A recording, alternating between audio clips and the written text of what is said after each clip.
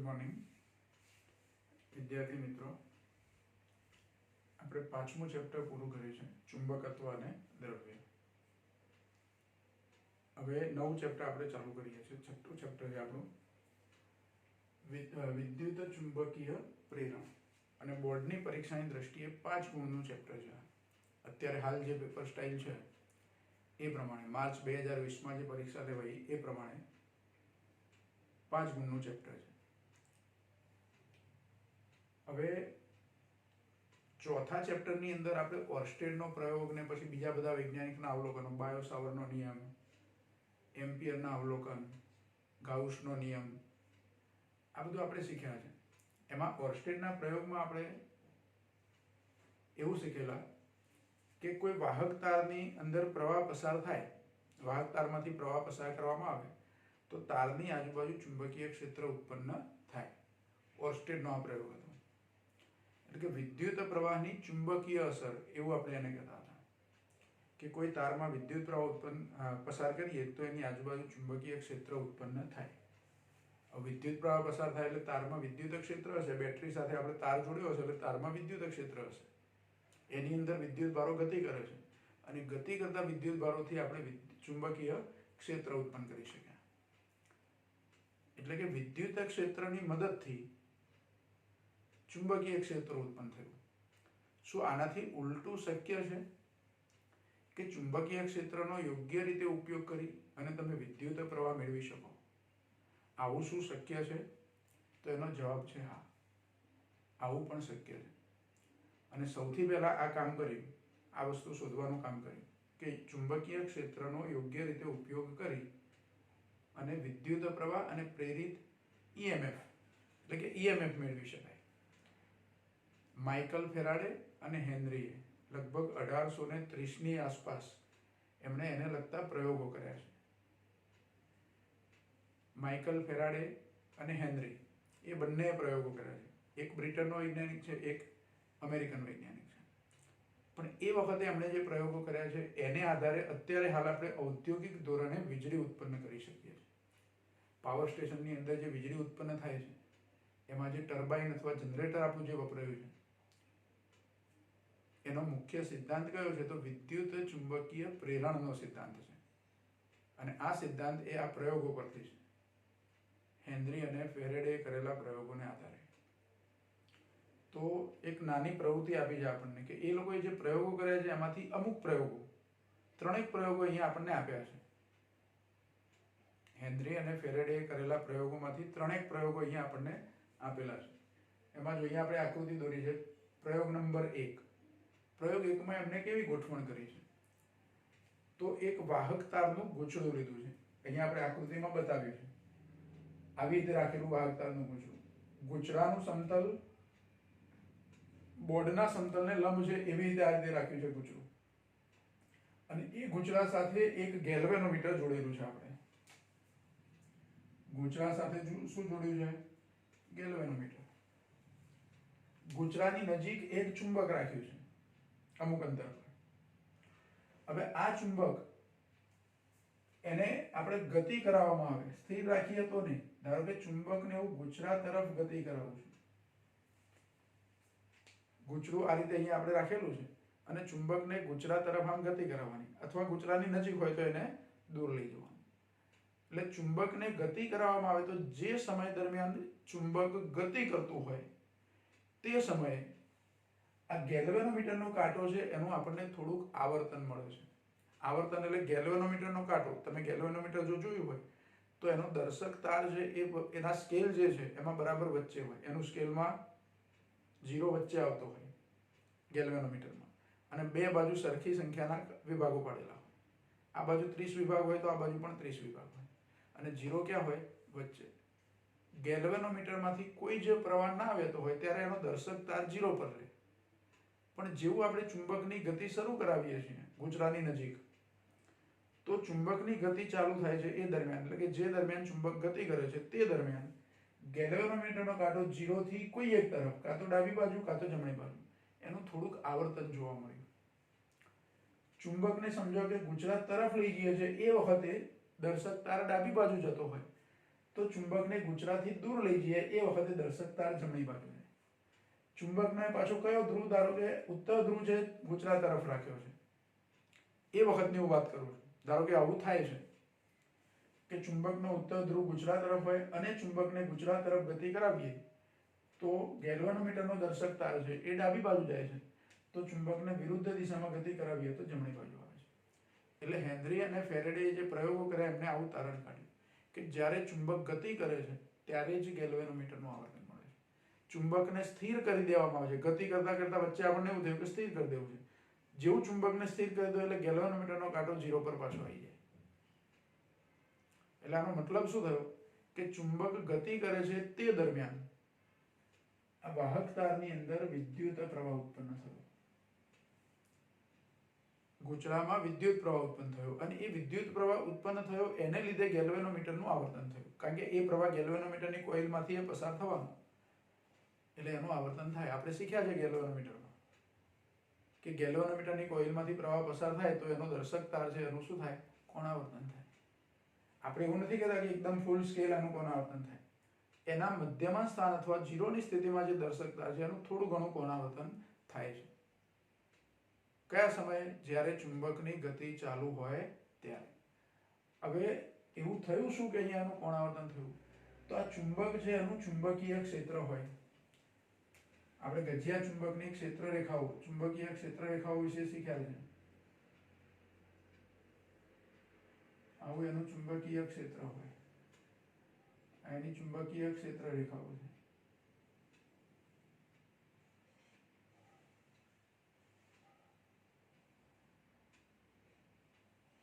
આ બાજુ આપણે નથી બતાવતા, પણ આ ગજિયા ચુંબકની જે ક્ષેત્ર રેખાઓ છે એ ક્ષેત્ર રેખાઓ ગુચરા સાથે સંકળાયેલી છે, અને ચુંબકને ગતિ કરાવીએ ત્યારે અહીંયા એની સાથે સંકળાયેલા ફ્લક્સમાં વાસ્તવમાં ફેરફાર થાય છે, ચુંબકીય ફ્લક્સમાં. ચુંબકીય ફ્લક્સ શું છે પછી આપણે શીખીએ છીએ.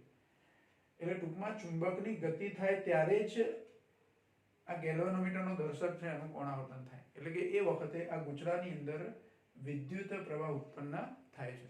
જો ચુંબક સ્થિર હોય, ગુચરું તો આપણે સ્થિર જ રાખવાનું છે, આ ખાસ ધ્યાન રાખો. આ ગુચરું જે ગેલ્વેનોમીટર સાથે જોડી છે એને આપણે ગતિ કરાવતા નથી. ગતિ કોને કરાવીએ છીએ? ચુંબકને. ચુંબકની ગતિ થાય તો આમાં પ્રવાહ ઉત્પન્ન થાય છે, ચુંબકની ગતિ નથી થતી તો પ્રવાહ ઉત્પન્ન નથી થતો. આ પહેલો પ્રયોગ એમનો હતો. પછી એમને એવું લાગ્યું કે આ પ્રવાહ ઉત્પન્ન કરવા માટે ચુંબકની જરૂરિયાત ખરી. એમણે વિચાર્યું કે ચુંબક વગર અહીંયા આવા ગુચરામાં પ્રવાહ ઉત્પન્ન ના કરી શકાય. એવું વિચાર્યું પણ ખરું અને એનો અમલ પણ કર્યો. એટલે એને આધારે એમનો બીજો પ્રયોગ છે.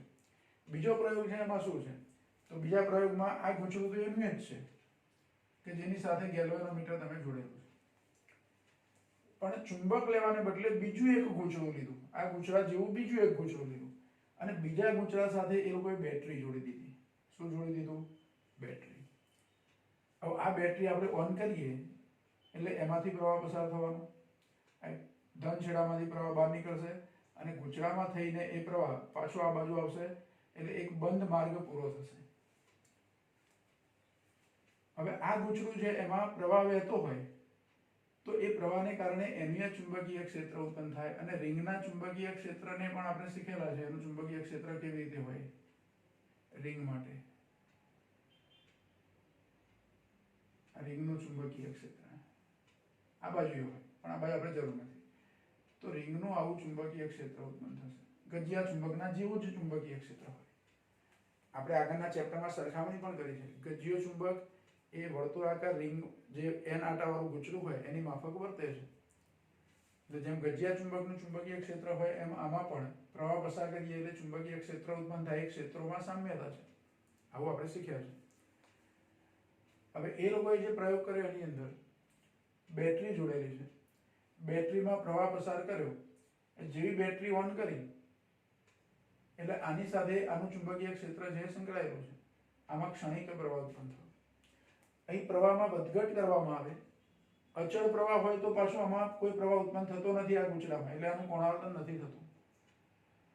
પણ પ્રવાહનું મૂલ્ય બદલવામાં આવે, કોઈક રીતે આ બેટરીના વોલ્ટેજ બદલીએ તો આ પ્રવાહ બદલાય, અને પ્રવાહનું મૂલ્ય બદલવામાં આવે તો આ ગુચરામાં પ્રેરિત વિદ્યુત પ્રવાહ ઉત્પન્ન થાય છે. એટલે કે ચુંબક જ હોવું જરૂરી નથી. બીજું, હું પ્રવાહ ના બદલું એને બદલે આ ગુચરામાં અચળ પ્રવાહ રાખું.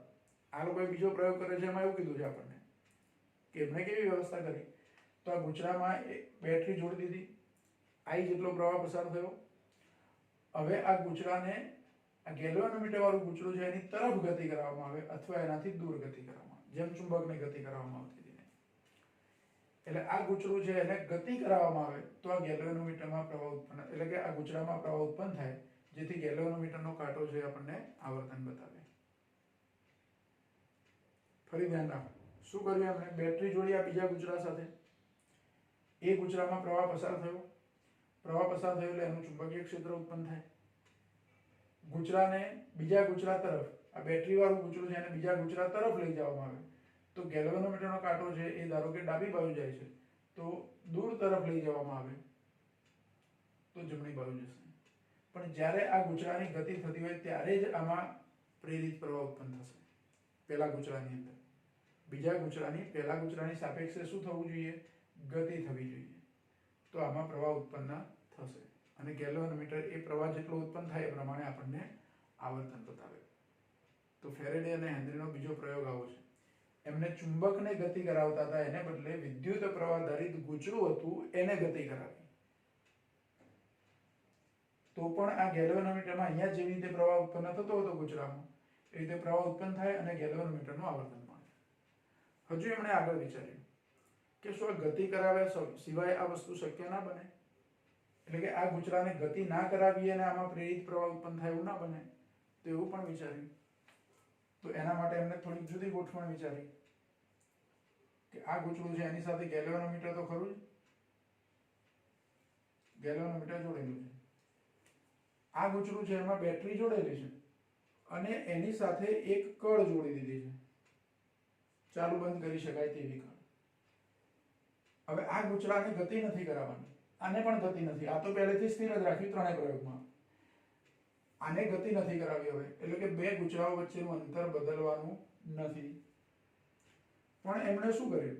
તો આ જે કળ હતી એ કળને ચાલુ બંધ કરી, ટેપ કી કહેવાય, અથવા તમે સાદી સ્વિચ પણ અહીંયા મૂકી શકો. આપણે વિદ્યુત પરિપથમાં જે ઇલેક્ટ્રિસિટીમાં આપણા ઘરમાં જે સ્વિચ આવે છે, બલ્બ કે પંખા ચાલુ બંધ કરવાની જે સ્વિચ આવે, એવી સ્વિચ પણ અહીંયા મૂકી શકાય. ધારો કે હું સ્વિચ ચાલુ કરું તો આમાં પ્રવાહ શરૂ થશે, કારણ કે પરિપથ પૂર્ણ થશે. પ્રવાહ શરૂ થશે, ધારો કે I જેટલો પ્રવાહ અહીંયા આપણને મળે છે. તો જેવી સ્વિચ ઓન કરવામાં આવે તે વખતે આ ગેલ્વેનોમીટર જે ક્ષણિક આવર્તન બતાવે છે. સ્વિચ ઓન કર્યો એટલો ટાઈમ જ, પછી સ્વિચ ઓન કરેલી જ રાખું છું કન્ટિન્યુઅસ, તો કોઈ પ્રવાહ આમાં મળતો નથી. કયા સમયે પ્રવાહ મળ્યો?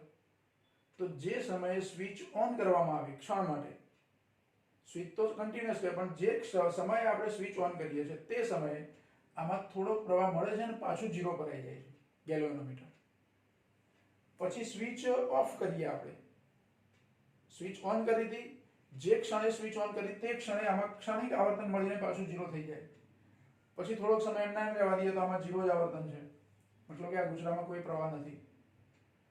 ફરી સ્વિચ ઓફ કરવામાં આવે છે, જે ક્ષણે સ્વિચ ઓફ કરવામાં આવે તે ક્ષણે આનું ગેલ્વેનોમીટર વિરુદ્ધ બાજુએ થોડુંક આવર્તન બતાવીને પાછું 0 થઈ જાય. એટલે આ પ્રયોગ પરથી એમણે એવું તારણ કાઢ્યું કે એક સરખા મૂલ્યનો પ્રવાહ જો સતત વહેતો હોય આ ગુચરામાં, તો આમાં કોઈ પ્રેરિત પ્રવાહ ઉત્પન્ન થતો નથી. સ્થિર રાખવાનું છે આને પણ પ્રવાહ અચળ રાખીએ તો કોઈ પ્રવાહમાં ઉત્પન્ન ના થાય, પણ પ્રવાહમાં ફેરફાર થવો જોઈએ. ફેરફાર મતલબ કે જે વખતે સ્વિચ ઓફ હતી એટલે પ્રવાહ 0 હતો, જેવી સ્વિચ ઓન કરી એટલે પ્રવાહનું મૂલ્ય એકદમ વધી ગયું, 0 થી કંઈક મહત્તમ મૂલ્ય થયું. તો જેટલાક સમય દરમિયાન પ્રવાહના મૂલ્યમાં વધારો થયો તે સમય દરમિયાન આમાં ક્ષણિક પ્રવાહ આપણને મળ્યો. પછી અચળ પ્રવાહ થઈ ગયો, પ્રવાહ શૂન્ય મળે આમાં. પછી પાછી આ સ્વિચ ઓફ કરી દઈએ છીએ. સ્વિચ શું કરીએ છીએ? ઓફ કરીએ છીએ બેટરી સાથે જોડેલી. જે ક્ષણે સ્વિચ ઓફ કરવામાં આવે એ વખતે ક્ષણિક આવર્તન પાછું વિરુદ્ધ બાજુએ મળે અને પાછું 0 થઈ જાય. એટલે જ્યારે જ્યારે આ બેટરી સાથે જોડેલી સ્વિચ અથવા કળ ઓન કે ઓફ કરવામાં આવે તે ક્ષણે અહીંયા આવર્તન મળે છે. વારંવાર પ્રયોગો કરીને એમણે એવું નક્કી કર્યું કે જો સ્વિચ ઓન કે ઓફ કરવામાં આવે છે તો જ ક્ષણિક આવર્તન મળે છે. પછી સ્વિચ એકના એક સ્થિતિમાં સતત રાખવામાં આવે, ઓન કર્યા પછી સતત ઓન જ રાખીએ છીએ અને કશું ઓફ કરતા નથી આપણે, તો કોઈ પ્રવાહ મળતો નથી. એટલે આની પરથી આપણે આ બધા પ્રયોગો કર્યા. આના સિવાય પણ બીજા બધા પ્રયોગો છે એમના, પણ અહીંયા આપણને 3 જ પ્રયોગ આપ્યા છે. બધા પ્રયોગોને અંતે ફેરેડે અને હેનરીએ એવું તારણ કાઢ્યું કે આવું કોઈ ગૂંચળું આપણને આપ્યું હોય, બંધ પરિપથ જેને કહીએ આપણે, એ ગૂંચળા સાથે જે ચુંબકીય ક્ષેત્ર રેખાઓ સંકળાયેલી છે, એ ચુંબકીય ક્ષેત્રમાં ફેરફાર થાય. ફેરફાર થવો મતલબ કે ચુંબકીય ફ્લક્સમાં ફેરફાર એવું કહીશું આપણે. ફ્લક્સ એટલે શું આપણે શીખીએ છીએ. તો આ ગૂંચળા સાથે સંકળાયેલા ચુંબકીય ફ્લક્સમાં ફેરફાર થાય તો આ ગૂંચળામાં પ્રેરિત વિદ્યુત પ્રવાહ ઉત્પન્ન થાય છે. જો એની સાથે સંકળાયેલા ચુંબકીય ફ્લક્સમાં ફેરફાર ના થાય તો આમાં પ્રેરિત ઈએમએફ ઉત્પન્ન થતું નથી. એટલે કે આ જે ગૂંચળું છે એમાં પ્રેરિત ઈએમએફ ઉત્પન્ન થાય એ માટે મુખ્ય કઈ વસ્તુ છે? તો જે ગૂંચળામાં પ્રેરિત વિદ્યુત પ્રવાહ ઉત્પન્ન કરવાનો છે તે ગૂંચળા સાથે સંકળાયેલા ચુંબકીય ફ્લક્સમાં ફેરફાર થવો જોઈએ. જો આપેલા ગૂંચળા સાથે સંકળાયેલા ચુંબકીય ફ્લક્સમાં ફેરફાર ના થાય તો એમાં કોઈ પ્રેરિત વિદ્યુત પ્રવાહ ઉત્પન્ન થાય નહીં. એટલે ફ્લક્સનો ફેરફાર મહત્વનો છે. ફ્લક્સ સંકળાયેલું છે પણ એ ફ્લક્સ ફેરફાર નહીં થાય ફ્લક્સનો તો કોઈ ફરક નથી પડતો, તો કોઈ પ્રેરિત પ્રવાહ નથી મળતો. ફ્લક્સનો ફેરફાર મહત્વનો છે. એ ફ્લક્સનો ફેરફાર તમે ગમે તે રીતે કરી શકો, જે રીત તમને આવડે તે. પણ જે ગૂંચળામાં તમારે પ્રેરિત વિદ્યુત પ્રવાહ ઉત્પન્ન કરવો છે તે ગૂંચળા સાથે સંકળાયેલા ચુંબકીય ફ્લક્સમાં ફેરફાર તમે કરી શકો તો એ ગૂંચળાની અંદર પ્રેરિત વિદ્યુત પ્રવાહ તમને મળે. ફ્લક્સનો ફેરફાર બંધ થઈ જાય, પ્રેરિત પ્રવાહ શૂન્ય થઈ જાય. ફ્લક્સનો ફેરફાર જ્યાં સુધી ચાલુ રહેશે ત્યાં સુધી એમાં પ્રેરિત વિદ્યુત પ્રવાહ તમને મળ્યા કરવાનો. અને એ ગૂંચળાની અંદર આ પ્રેરિત વિદ્યુત પ્રવાહ મળે છે મતલબ કે એમાં ઈએમએફ પ્રેરિત થયું છે, એટલે પ્રેરિત ઈએમએફ મળે છે અને એ પરિપથ પૂર્ણ કરવામાં આવે તો પ્રેરિત વિદ્યુત પ્રવાહ પણ મળે છે. અને આ જે ઘટના છે પ્રેરિત ઈએમએફ ઉત્પન્ન થવાની ઘટના અથવા પ્રેરિત વિદ્યુત પ્રવાહ ઉત્પન્ન થવાની ઘટના, એને વિદ્યુત ચુંબકીય પ્રેરણ કહેવાય છે. એને શું કહેવાય? વિદ્યુત ચુંબકીય પ્રેરણ. તો એના માટે શું જવાબદાર છે? તો ગૂંચળા સાથે સંકળાયેલા ફ્લક્સમાં ફેરફાર થવો જોઈએ. ફેરફાર થવાથી ગૂંચળામાં જે પ્રેરિત ઈએમએફ ઉત્પન્ન થાય છે, જે ઈએમએફ ઉત્પન્ન થાય છે એને આપણે પ્રેરિત ઈએમએફ કહીએ છીએ. અને એ ગૂંચળા સાથે સંકળાયેલા ફ્લક્સમાં ફેરફાર થવાથી એમાં જે પ્રવાહ વહેતો હોય, પ્રવાહ ઉત્પન્ન થાય છે એને પ્રેરિત વિદ્યુત પ્રવાહ કહેવાય છે. અને એ ઘટનાને આપણે શું કહીએ છીએ? વિદ્યુત ચુંબકીય પ્રેરણ કહીએ છીએ. એટલે મુખ્ય વસ્તુ કઈ છે? ગૂંચળા સાથે સંકળાયેલા ચુંબકીય ફ્લક્સમાં ફેરફાર થવો જોઈએ. અને આપણે ઔદ્યોગિક ધોરણે જે વીજળી ઉત્પન્ન કરીએ છીએ એમાં આ જ સિદ્ધાંત છે વિદ્યુત ચુંબકીય પ્રેરણનો. એટલે કે એમાં જે જનરેટર છે એની અંદર બે મોટા ચુંબકોની વચ્ચે એક ગૂંચળું છે, એ ગૂંચળાને આપણે ફેરવીએ છીએ. ગૂંચળાને ફેરવીને એના જે ચુંબકોનું ચુંબકીય ક્ષેત્ર છે એમાં આપણે ફેરફાર કરીએ છીએ. ચુંબકીય ક્ષેત્ર, ચુંબકોનું ક્ષેત્ર છે એ બદલાઈ જતું નથી, પણ ગૂંચળાનો ક્ષેત્રફળ સદિશ અને ચુંબકીય ક્ષેત્ર વચ્ચેનો ખૂણો બદલાય છે. એટલે આપેલા ગૂંચળા સાથે સંકળાયેલ ચુંબકીય ક્ષેત્ર રેખાઓની સંખ્યા બદલાય છે, એટલે કે એનું ફ્લક્સ બદલાય છે. એટલે એ જે ગૂંચળું છે એમાં પ્રેરિત ઈએમએફ ઉત્પન્ન થાય છે. આ ચેપ્ટરના છેલ્લો પ્રશ્ન, છેલ્લો ટોપિક છે, એમાં આપણે જનરેટર પણ શીખીશું કે કેવી રીતે જનરેટર કામ કરે છે, કેવી રીતે એમાં પ્રેરિત વિદ્યુત પ્રવાહ ઉત્પન્ન થાય છે. બરાબર? તો અત્યારે હાલ આપણા મુખ્ય પ્રશ્નમાં આ 3 પ્રયોગો છે, નાના નાના પ્રયોગો છે. એક પ્રયોગ કોઈ બહુ ઓછું પૂછાય આ પ્રયોગ ફેરેડેના, પણ પૂછાય તો એકાદ પ્રયોગ તમને 2 માર્કમાં પૂછાય. આકૃતિ દોરવાની છે અને એમણે પ્રયોગમાં શું કર્યું, કેવી રીતે પ્રયોગ કર્યો એનું આપણા શબ્દોમાં વર્ણન કરવાનું છે. બુકમાં એ વર્ણન આપ્યું છે, આપણે બોર્ડ પર એ વર્ણન લખતા નથી, પણ તમને પરીક્ષામાં એવો પ્રશ્ન પૂછી શકાય કે હેનરી અને ફેરેડે કરેલા ગમે તે એક પ્રયોગનું વર્ણન કરો. અથવા એવું પૂછાય કે ગૂંચળા અને ચુંબકનો ઉપયોગ કરીને કરેલો પ્રયોગ એનું વર્ણન કરવું. અથવા આ પ્રયોગ માટે પૂછાય તો 2 ગૂંચળાઓ જેમાં એક ગૂંચળા સાથે બેટરી જોડેલી હોય અને બીજા ગૂંચળા સાથે ગેલ્વાનોમીટર જોડેલું હોય તે પ્રયોગ વર્ણવો. અથવા બેટરી સાથે કળ જોડીને એક ગૂંચળું તૈયાર કર્યું છે અને બીજું ગૂંચળું ગેલ્વાનોમીટર, એટલે કળ સહિતનું ગૂંચળું, બેટરી અને કળ સહિતનું ગૂંચળું, એનું વર્ણન કરવાનું. એટલે પ્રશ્ન જે રીતે પૂછાય, પ્રશ્ન વાંચેલા આપણને ખબર પડે કે 3 માંથી કયો પ્રયોગ પૂછ્યો છે એનું ટૂંકમાં વર્ણન કરવાનું છે. અને આ બધા જ પ્રયોગોનું મૂળ તારણ, મુખ્ય તારણ એ છે ત્રણેય પ્રયોગનું મુખ્ય તારણ એ છે કે જે ગુચરામાં પ્રેરિત વિદ્યુત પ્રવાહ ઉત્પન્ન કરવાનો છે એની સાથે સંકળાયેલા ચુંબકીય ફ્લક્સમાં ફેરફાર થવો જોઈએ, તો જ ગેલ્વેનોમીટરનું આવર્તન મળે, મતલબ કે પ્રેરિત વિદ્યુત પ્રવાહ આપણને મળે. બરાબર. તો આ ત્રણ પ્રયોગો છે ફેરેડે અને હેનરીએ કરેલા. હજુ કહું છું કે આ લોકોએ આ ત્રણ સિવાય પણ બીજા પ્રયોગો કર્યા છે. આપણે જૂના કોર્સમાં થોડાક જુદી રીતના બે ચુંબકોનો ઉપયોગ કરીને એક પ્રયોગ કરેલો છે કે જેમાં એક ગૂંચળું હોય ને બે ચુંબક હોય.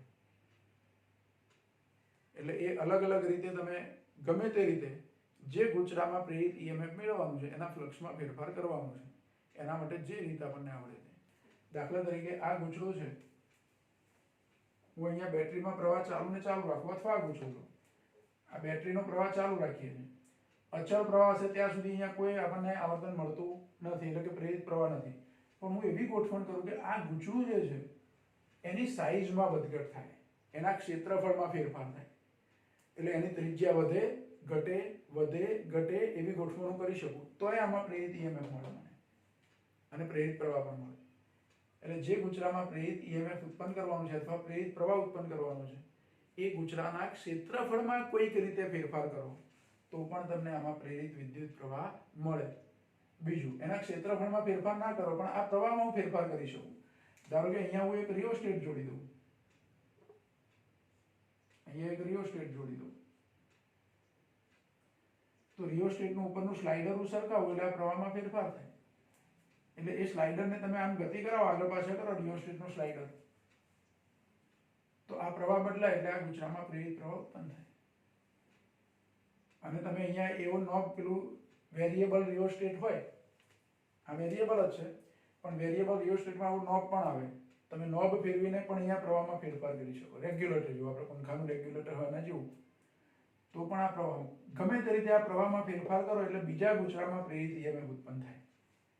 પહેલા ગૂંચળામાં આ જે ગૂંચળું છે એમાં વહેતો પ્રવાહ, એમાં જો કોઈક રીતે ફેરફાર કરવામાં આવે તો આ બાજુમાં મૂકેલું બીજું ગૂંચળું જેની સાથે ગેલ્વેનોમીટર જોડ્યું છે એમાં પ્રેરિત પ્રવાહ ઉત્પન્ન થાય.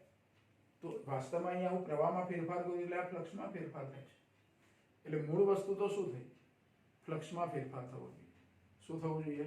ચુંબકીય ફ્લક્સમાં ફેરફાર થવો જોઈએ. તો આ ત્રણ પ્રયોગોની ચર્ચા આપણે ટૂંકમાં કરી. હવે ચુંબકીય ફ્લક્સ કોને કહેવાય, એનું સૂત્ર શું, એનો એકમ શું, તે વસ્તુ આપણે શીખીશું.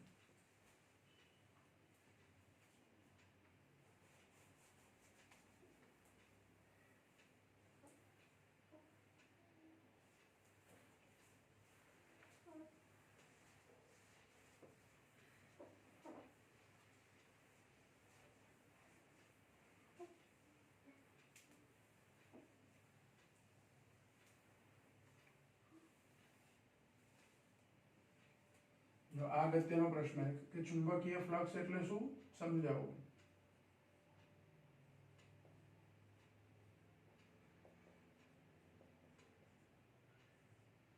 ચુંબકીય ફ્લક્સ છે એને પણ ફાઈ વડે દર્શાવાય અને વિદ્યુત ફ્લક્સ પણ ફાઈ લેતા હતા. અને ચુંબકીય ફ્લક્સ એટલે ફાઈ મેગ્નેટિક, ફાઈ એમ વડે હું દર્શાવી શકું. અને એકલો ફાઈ લખો તો વાંધો નહીં, આપણને ખબર છે કે આ ચુંબકીય ફ્લક્સ છે. હવે પહેલા ચેપ્ટરની અંદર આપણે વિદ્યુત ફ્લક્સ શીખ્યા છે. પહેલા ચેપ્ટરમાં વિદ્યુત ફ્લક્સ શીખેલા છે. એ વિદ્યુત ફ્લક્સ એટલે, તો એની સમજ આપણે એવી રીતે આપતા હતા કે એકમ ક્ષેત્રફળ ધરાવતી સપાટીમાંથી સપાટીને લંબ રૂપે પસાર થતી ક્ષેત્ર રેખાઓની સંખ્યા, વિદ્યુત ક્ષેત્ર રેખાઓની સંખ્યા એટલે વિદ્યુત ફ્લક્સ.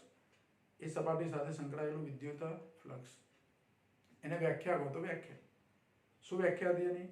એકમ ક્ષેત્રફળ ધરાવતી સપાટીમાંથી સપાટીને લંબરૂપે પસાર થતી ક્ષેત્ર રેખાઓની સંખ્યા એટલે તે સપાટી સાથે સંકળાયેલું વિદ્યુત ફ્લક્સ. એક્ઝેક્ટ આવી જ વ્યાખ્યા આપણે ચુંબકીય ફ્લક્સની આપવાની છે કે ચુંબકીય ફ્લક્સ છે એની વ્યાખ્યા શું આપી શકો તમે? તો એકમ ક્ષેત્રફળ ધરાવતી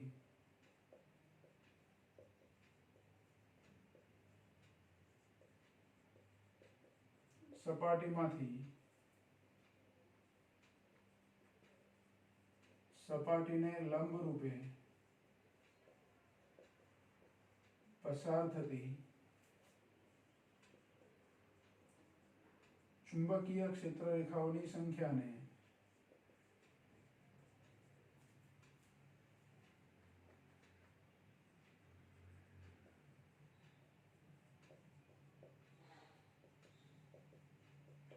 તે સપાટી સાથે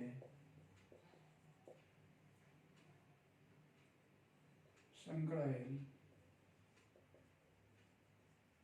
ચુંબકીય ફ્લક્સ કહે છે. એકમ ક્ષેત્રફળ ધરાવતી સપાટીમાંથી સપાટીને લંબરૂપે પસાર થતી ચુંબકીય ક્ષેત્ર રેખાઓની સંખ્યાને તે સપાટી સાથે સંકળાયેલું ચુંબકીય ફ્લક્સ કહે છે. સપાટી કેવી હોય, ચુંબકીય ક્ષેત્ર રેખાઓ કેવી હોય, તો ધારો કે હું એક ચુંબકીય ક્ષેત્ર બતાવું છું, ક્ષેત્ર રેખાઓ એની.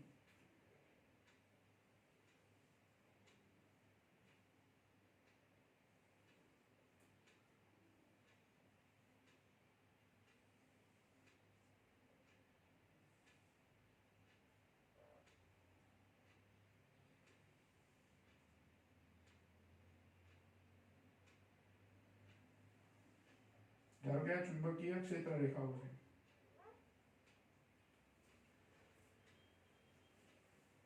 બી જેટલી તીવ્રતાનું ચુંબકીય ક્ષેત્ર છે. એની અંદર એક સમતલ છે, એક સપાટી છે.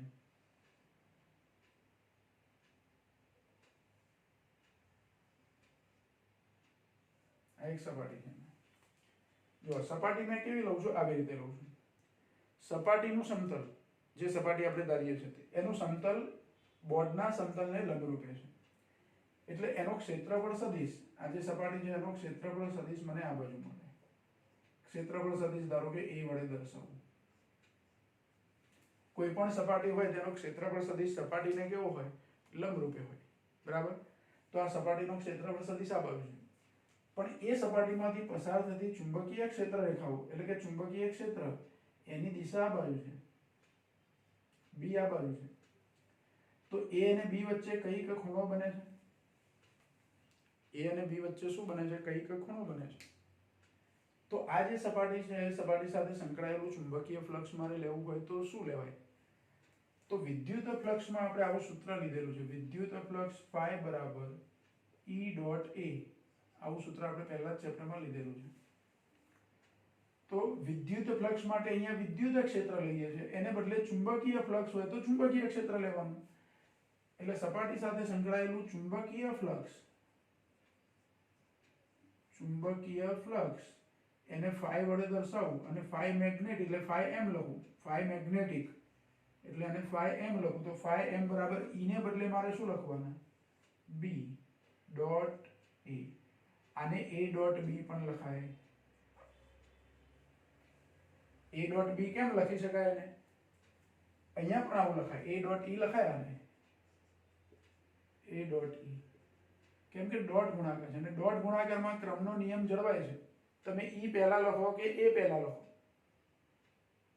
અદિશ ગુણાકાર છે. અદિશ ગુણાકારમાં ક્રમનો નિયમ જળવાય છે. જો સદિશ ગુણાકાર હોય તો એવું ના લખી શકાય, ગમે તે ક્રમ ના લખી શકાય. પણ અદિશ ગુણાકારમાં તો ગમે તે ક્રમ મળે, ચાલે. ગમે તે ક્રમ તમે લો, ચાલે. એટલે phi m બરાબર AB cos θ આવું સૂત્ર આપણને મળે. આ ચુંબકીય ફ્લક્સનું સૂત્ર થઈ ગયું. જો એક આટાનું ગૂંચળું હોય, કેટલા આટા? એક આટા. હમણાં આપણે ફેરેડે અને હેન્રીના પ્રયોગો જોયા, એમાં એક કરતા વધારે આટાવાળા ગૂંચળા છે. આ એક આટા સાથે સંકળાયેલું ચુંબકીય ફ્લક્સ એનું સૂત્ર છે. જો ગૂંચળામાં n આટા હોય તો એ ગૂંચળા સાથે સંકળાયેલું કુલ ચુંબકીય ફ્લક્સ અહીંયા n વડે ગુણવાના.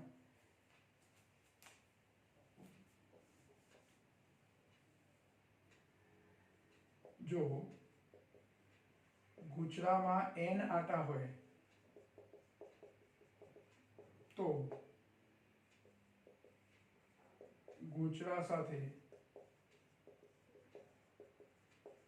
સંકળાયેલ કુલ ચુંબકીય ફ્લક્સ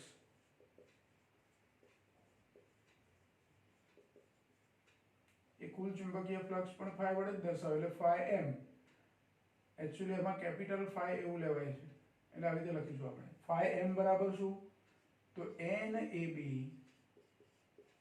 cos θ. એટલે AB cos θ એટલે એક આટા સાથે સંકળાયેલું જે ફ્લક્સ હતું એને આટાની સંખ્યા એટલે કે n વડે શું કરવાના, ગુણવાના, એટલે કુલ ચુંબકીય ફ્લક્સ આપણને મળે. આ કુલ ચુંબકીય ફ્લક્સ થઈ ગયું. હવે ચુંબકીય ફ્લક્સનો એકમ શું થાય? ચુંબકીય ફ્લક્સનો એકમ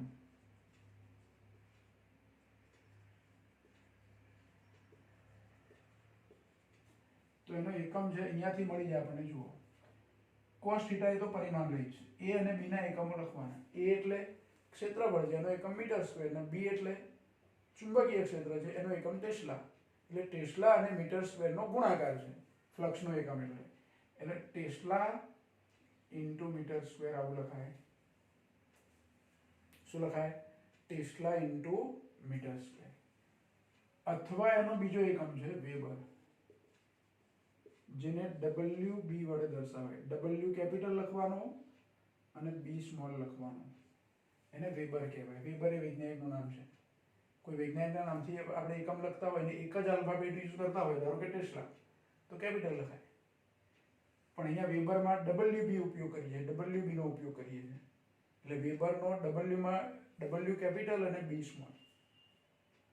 દાખલા તરીકે ક્યુરી એકમ લખતા હતા એક્ટિવિટીનો આપણે, તો CI. બેકવેરલ એકમ લખતા હતા તો BQ. પાસ્કલ દબાણ માટે લખતા હતા PA. બે અક્ષરો ઉપયોગ કરીએ છીએ, બે આલ્ફાબેટનો ઉપયોગ કરીએ છીએ અમુક એકમોમાં.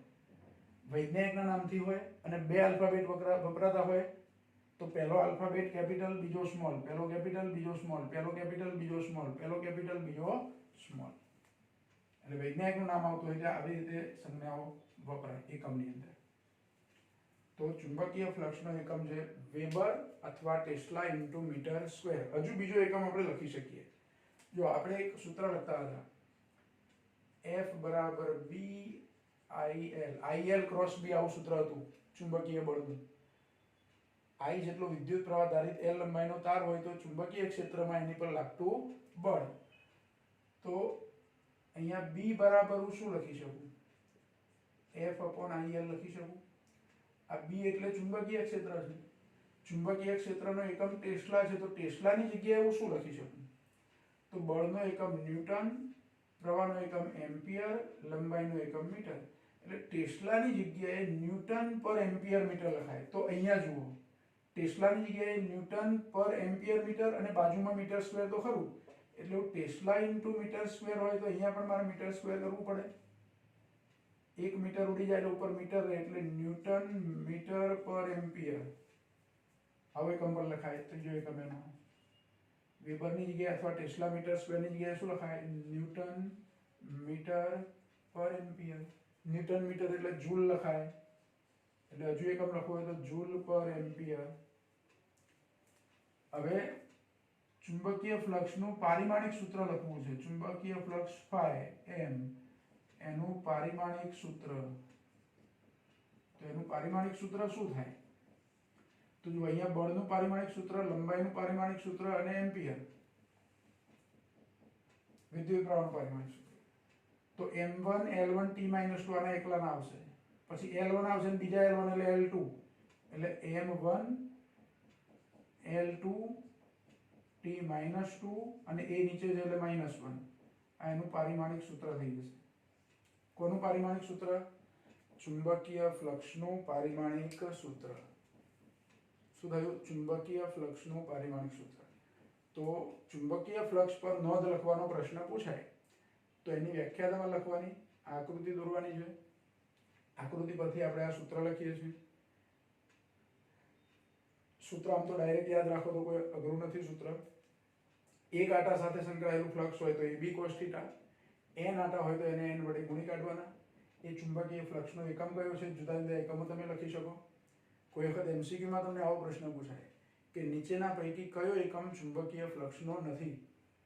તો આમાંથી 3 એકમો આપ્યા હોય અને એક એકમ ના આપ્યો હોય, જુદો આપ્યો હોય મતલબ, તો તમને અલગ અલગ એકમો પણ ખબર હોવી જોઈએ. આવા એકમો બનાવતા આવડવું જોઈએ. એક એકમ પરથી બીજો એકમ, ધારો કે આ વેબર અથવા ટેસ્લા ઇન્ટુ મીટર સ્ક્વેર એકમ છે એ બરાબર છે, પણ આ ટેસ્લાની જગ્યાએ તમે મૂળભૂત એકમોના સ્વરૂપમાં શું લખી શકો એવું પણ તમે લખીને આગળ એકમ લખી શકો. હજુ આના પરથી એકમ લખી શકું. m1 છે એટલે કિલોગ્રામ, મીટર સ્ક્વેર પર સેકન્ડ સ્ક્વેર એમ્પિયર આવો એકમ પણ થાય. હજુ અહીંયા મારે એક એકમ લખવો હોય તો કિલોગ્રામ મીટર સ્ક્વેર પર એમ્પિયર સેકન્ડ સ્ક્વેર આવો એકમ પણ લખી શકાય ચુંબકીય ફ્લક્સનો.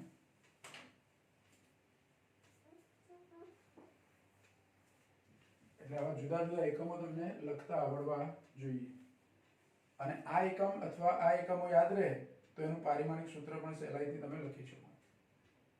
બરાબર. જો આજની જે ચર્ચા કરી આપણે એમાં